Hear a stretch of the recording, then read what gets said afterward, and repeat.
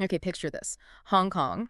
You've got the super opulent Shangri-La Hotel Mm-hmm. and billionaires. They've all flown in for this really remarkable auction. Right.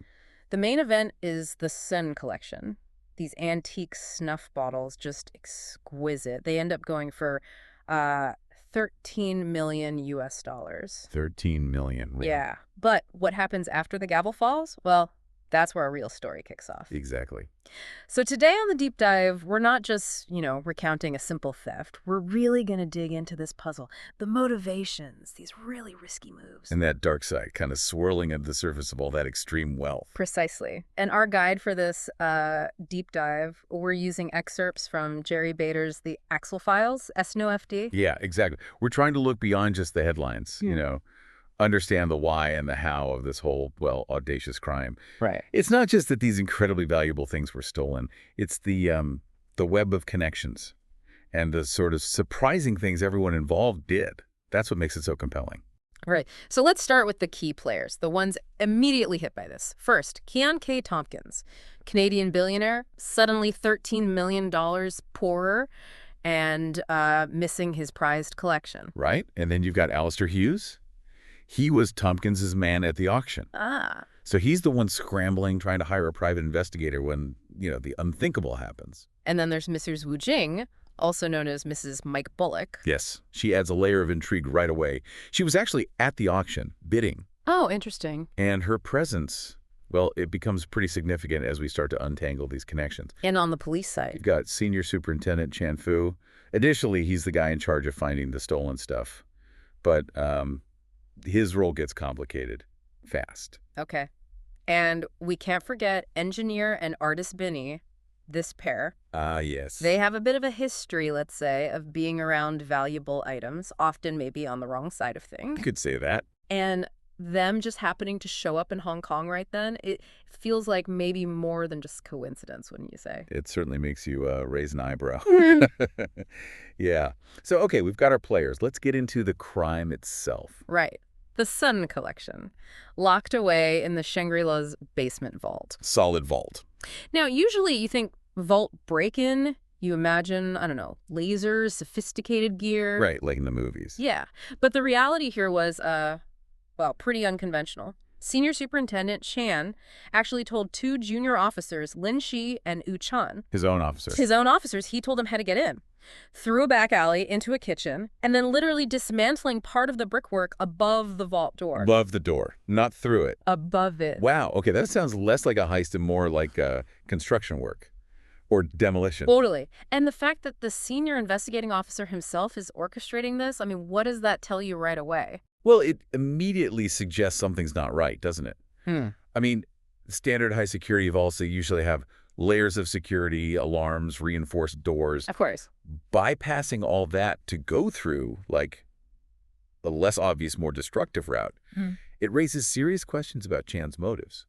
Did he know the vault's weaknesses? Maybe even help create them? And what's also really interesting is that, at first, only the snuff bottles were reported missing. Just them. That laser focus. Huh.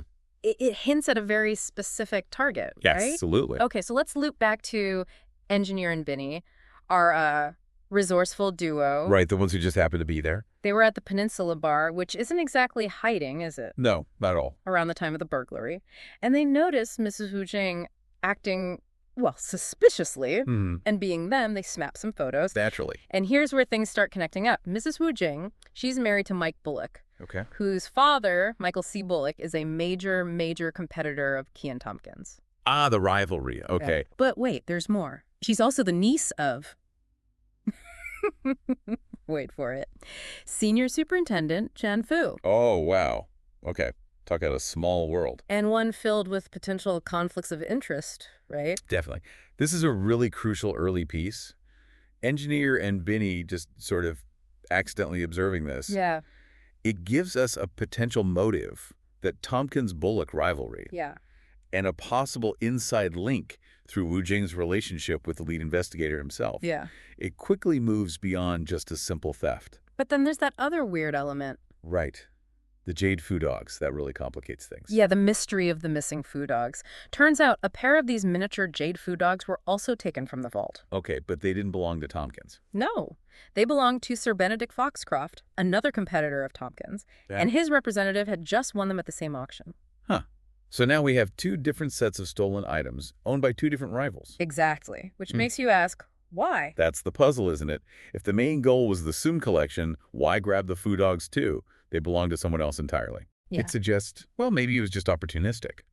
Or maybe those seeming less valuable dogs actually played a bigger part in the whole scheme. It definitely widens the investigation and the potential motives. Okay, so things are getting messy.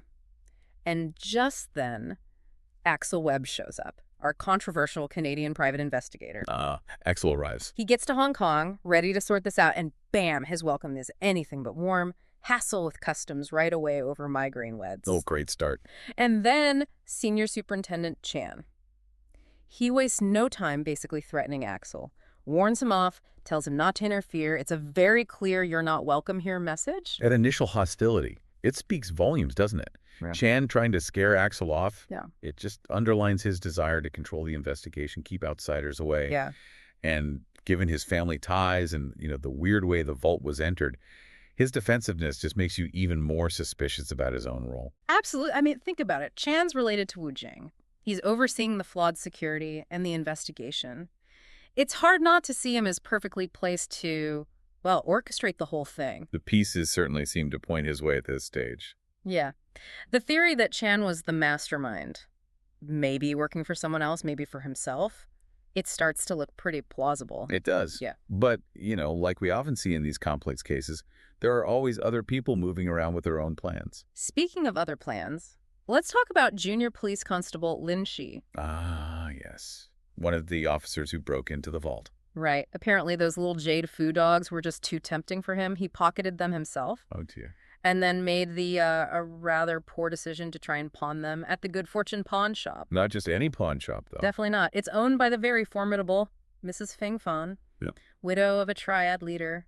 Someone with, let's say, significant clout in the Hong Kong underworld. Right. Major player. Their meeting was reportedly tense, and Lin got way less for the dogs than they were actually worth, no doubt. Lin Shi taking those dogs, that was a huge mistake. A critical misstep. Yeah. Not only did he deviate from the, presumed main target, the snuff bottles, but he stumbled right into the world of someone as powerful and connected as Mrs. Feng. And you don't want to do that. No. The triads in Hong Kong, they're complex, influential, crossing one of their leaders even indirectly. Yeah. That carries some serious risks. Tragically, those risks became very real for Lin Shi. He was later found dead, which immediately points to a direct link with those stolen jade dogs, right? And raises some chilling questions. Who else was involved in silencing him? Could it have been his partner, Su Chun? Or, maybe more disturbingly, Senior Superintendent Chan, covering his tracks. Lin's death really marks a serious escalation. It turns the case from just a high-stakes theft into something much, much more dangerous. Shows a willingness to use violence to protect secrets. And like you said, Mrs. Feng's involvement now takes on a whole new light. She's not just a pawn shop owner anymore. She's a central figure. She has the reach, the authority to enforce her own kind of justice. Exactly. And her first interaction with Axel and Song Li, that's the auction house owner's daughter, it seemed kind of low-key, but there was this underlying threat. She subtly warned them off, told them to drop their questions, made it clear you don't cross her. It really shows how these, seemingly minor characters can actually hold a lot of power behind the scenes. What's really interesting here is how these different worlds collide, You've got the super wealthy collectors, you've got law enforcement, and then organized crime. Yeah. Mrs. Feng's role creates this crucial link between these groups that you wouldn't normally see interacting, or at least not openly. Right. And now another player comes onto the scene. Someone else interested in the Sūn Collection. Bobby Crawford. Ah, the American businessman. That's him, along with his lawyer, Kai Dong. They also wanted the Sūn Collection, but instead of, bidding... He tries a different route. Yeah, he tries to set up this secret deal to buy the stolen bottles directly from Mrs. Feng. Ooh, bold move. Risky. Very. It leads to this clandestine meeting. Crawford sends his associate, Lester Green. Mrs. Feng sends her nephew, Feng Jun. Okay. And unfortunately, that meeting ends really badly. A brutal double murder. Both Green and Feng Jun are killed. Wow. Okay, so the deaths of Green and Feng Jun just blow things wide open again, increases the stakes dramatically, and it muddies the waters even more. And here's a key detail. The jade foo dogs. They were found on Lester Green's body. On Green's body. Okay, that's significant. It really suggests a deliberate attempt to frame someone, connecting them to both sets of stolen items. Right. And theories about a setup start flying. Was Crawford trying to double-cross Mrs. Feng and it all went wrong? Or were they both being manipulated, framed by somebody else entirely? Having the jade dogs on Green certainly makes Crawford look guilty, doesn't it? Given his known interest in buying the stolen collection. Yeah, but as Engineer apparently points out later, it all feels a bit too neat, too convenient. Exactly. The most logical read is that someone else set this up. Made it look like a deal between known players in the illicit goods market had gone sour. Why? Well, it would divert suspicion from the real person behind the initial theft, wouldn't it?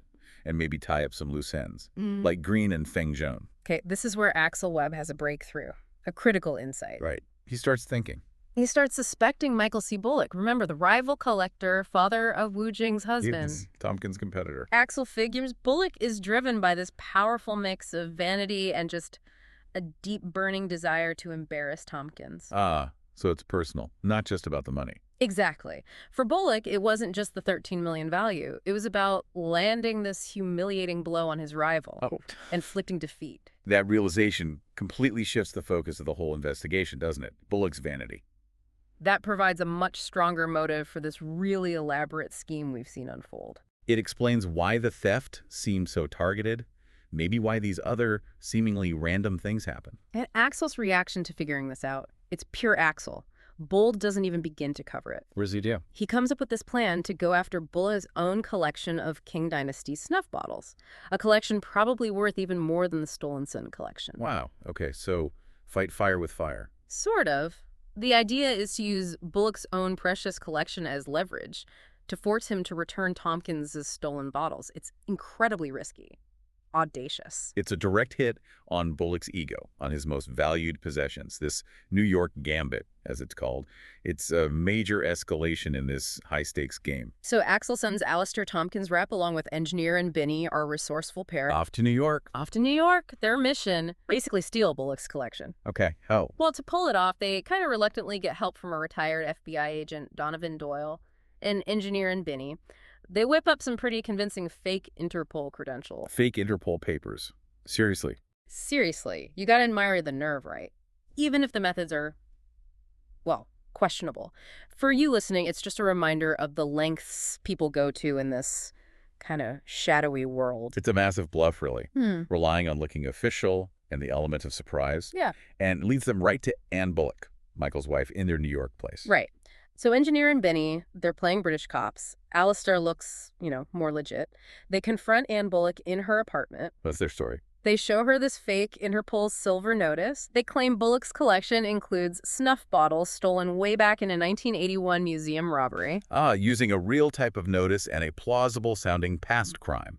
Clever. Very. They exploit the fact that these notices exist, that art heists happen, and somehow they convince her. They get access to Bullock's entire collection. It's masterful deception, really. Ethically dubious, maybe, but masterful. The effectiveness is in mixing that kernel of truth with the lies, isn't it? The mention of a real Interpol notice type, a real historical theft, it adds just enough credibility. And amazingly, it works. They walk out with Bullock's whole collection. Meanwhile, back in Hong Kong, Axel sets up this super dramatic confrontation. 2 a.m. Peninsula Hotel lobby with Michael C. Bullock and Wu Jing. Okay, the showdown. And Axel drops the bomb. Bullock's entire collection back in New York, it's been confiscated. Oof. You could just imagine the shock, the fury. Right. This is the peak of Axel's strategy. He's seized Bullock's most prized things. He's effectively cornered him. Bullock has very little choice now but to deal. And a tense negotiation follows, I bet. Oh, yeah. Bullock, he's obviously furious, reeling from losing his collection. He agrees to return Tomkins' Sūn collection if he gets his own back. Okay, a straight swap seems logical. But wait, there's another player who wants in on this negotiation, Mrs. Feng. She's back. She steps in, demands a hefty sum, $3 million, as compensation for her nephew, Feng Jun, being murdered. $3 million. Wow. She's clearly not going to let that slide, or miss an opportunity, or let an injustice against her family go unpunished. Mrs. Feng's demand just adds another complex layer, doesn't it? Yeah. It really highlights how interconnected everyone is and that actions have consequences that ripple out. She's not just after money, she's asserting her power, making sure her nephew's death is accounted for. And while all this high-stakes bargaining is going on, Mrs. Feng is also taking care of business her own way. How so? She gets the Ban brothers, known enforcers in her organization, to arrange a fatal accident for Senior Superintendent Chan. Chan Fu. Oh, wow. So she takes him out. Ensures that justice, her kind of justice, is served for his role in everything and his connection to her nephew's death. That parallel act of revenge. Oh. It just underscores the brutal reality of this story. In the world Mrs. Feng operates in, justice often happens way outside the law, a stark reminder of the power dynamics. So the resolution? Well, the ending, such as it is, finally happens. Bullock pays the $3 million. Part finder's fee for Axel, part compensation for Mrs. Feng. Probably something like that, yeah. Tomkins gets his Sūn collection back. Good for him. And Bullock gets his collection back, too. Well, mostly. Minus a few souvenirs that Axel apparently couldn't resist keeping for himself. Huh. Typical Axel. It's a messy end to a really messy, complicated affair. It definitely feels like an uneasy truce, doesn't it? Lots of unresolved tension, potential for things to flare up again later. Absolutely. So as we wrap up this deep dive into the whole Sūn Collection saga, what are the key things we can take away? Well, we've seen this incredible mix of greed, ambition, and just raw revenge, haven't we? Definitely. And how seemingly minor people, like Mrs. Feng or even poor Lin Shi, ended up playing these huge roles. Yeah. Shows how one action can just spiral. Yeah, and those unexpected alliances, like Axel and Mrs. Feng, kind of working towards similar goals, even as indirectly. It highlights how power shifts in that shadowy world. It really drives home that in the world of high-stakes collecting, chasing after these valuable objects, it can genuinely become a deadly game. And it leaves you with questions, doesn't it? Like, Bullock got most of his stuff back, but is he really going to let that humiliation go? Or will he look for revenge later? Good point. And what happens with Mrs. Feng's operations now that Chan is gone? Does that change things for her? And Axel Webb himself? How does pulling off something this audacious affect his already controversial reputation? It certainly gives you a lot to think about. This whole story, it's like a window into that dark underside of extreme wealth. The extraordinary, sometimes lethal lengths people go to get and keep rare, valuable things. It really echoes that old Chinese proverb Axel quoted, doesn't it? Those who seek revenge should dig two graves. A chilling thought. A very chilling thought to ponder as we end this deep dive. Thanks for joining us.